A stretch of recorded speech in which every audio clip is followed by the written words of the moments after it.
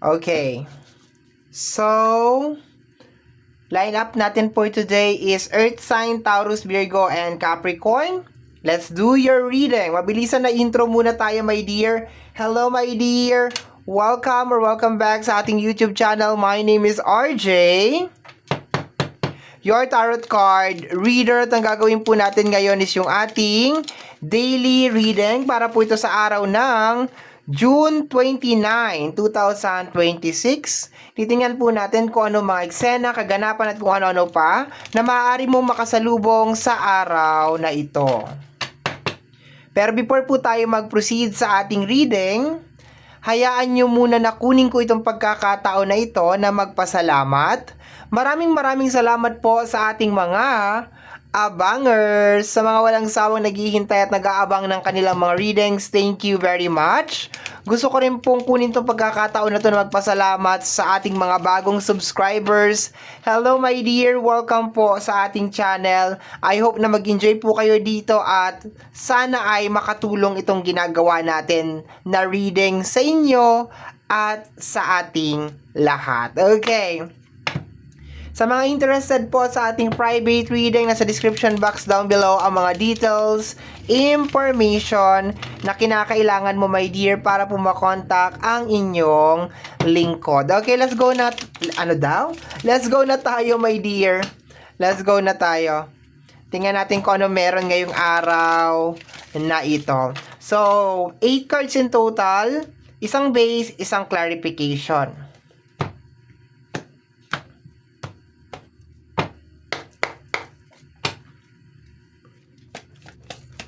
Ay, may tower. Okay, base card mo, unang-una is the tower. Okay. Talaga, shook! Nag-fly talaga ang tower. Actually, ang tower, hindi naman talaga siya ganun ka bad. Okay. Mahirap lang talaga siyang gawin kasi minsan, you put a lot of effort into something tapos kinakailangan niya mag-tower. Okay. So, tingnan natin. Clarify natin siya. Okay. Empress, energy ni Taurus. Okay. Empress. May kinalam, my dear, love to. Love to kasi Empress is the goddess of love. Okay. So, love to, my dear. Dalawa pang major arcana. Okay. So, teka, scan ko lang mabilisan, ha? Anong nangyayari dito? Relationship to, my dear. So, ngayong araw na to, ang nakukuha ko is sabihin na lang natin connection, family, friends, and relationship. Pero relationship talagang tatamaan nito, my dear. Sabihin na lang natin, my dear, na parang nagkamali ka ng pagbibigay ng pagmamahal sa isang tao. Parang ganon. Parang nagkamali ka ng pagbibigay ng pagmamahal, ng tiwala, okay? Parang wrong move tong energy nito. Parang nadidiscover mo ngayong araw na to na wrong move. Parang mali na nagtiwala ako sa tao na to. Mali na minahal ko tong tao na to. Yun ang nakukuha ko dito, my dear. Mali na actually more on tiwala ang nakukuha ko eh. Kasi dahil siguro love na love mo yung tao na yun, kaya nagtiwala ka talaga ng bonggang-bongga. Pero hindi ko nagugustuhan yung combination ng dalawang card na to kasi sinasabi dito, my dear, na parang meron kang nakikita or meron kang napapansin na mali. Okay, sa loob ng connection, which is family, friends, and relationship. Lalahatin ko, my dear, kasi general to.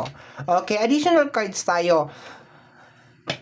So, ngayong araw na to, my dear, possible na makaramdam ka nung pakiramdam na parang hindi mo talaga kilala yung tao na yun. It really doesn't matter kung ilang taon na kayong magkasama or magkakilala. It's more on parang, paano ko sasabihin to? Parang na-underestimate mo siya. Pero in a bad way. Kasi pwede mo naman ma-underestimate yung isang tao na akala ko hindi mo kayang gawin yan. Akala ko hindi mo matatapos. Diba? Underestimate din yun. Pero ito, it's more on, parang hindi mo akalain na kaya niyang gawin yung bagay na yun. Parang ganon. And may kinalaman siya sa pagtitiwala. Parang sinira ng isang tao yung tiwala. Tiwala mo. Sinira niya. Tingnan natin, additional cards tayo, my dear. Additional cards po. Mag-additional cards tayo. Okay, we have here the energy of the Chariot and the World card. Emotion. World card is energy ng completion. Puro major arcana, ha? I think parang, alam mo, ang ganda, kung tatanggalin natin tong tower na to, ang ganda nung card mo, my dear. Ang ganda niya. Pero, may nakukuha ako na parang, kung sino man tong tao na to, is parang distraction siya para makuha mo tong world card. Parang inaano ka niya emotionally or parang tinitake advantage niya yung love. That's what I'm getting over here.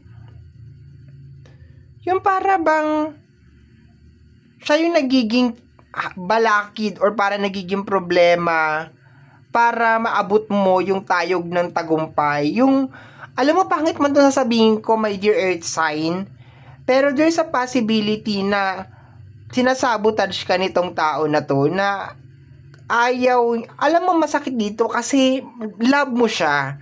Pero siya yung nagiging dahilan kung bakit parang hindi ka nakakaalis dun sa isang sitwasyon.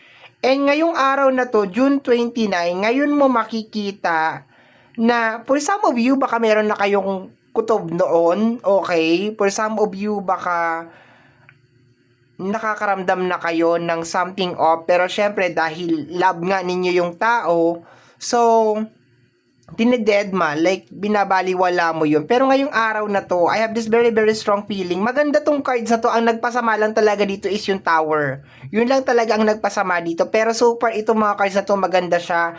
Nagdi-declare siya, my dear, na parang mayroong kang may magandang parating para sa iyo, no? Parang may bigger opportunity or something sa energy ng world card. Kaso parang may malaking distraction, my dear. Eh nasa area pa talaga siya ng love.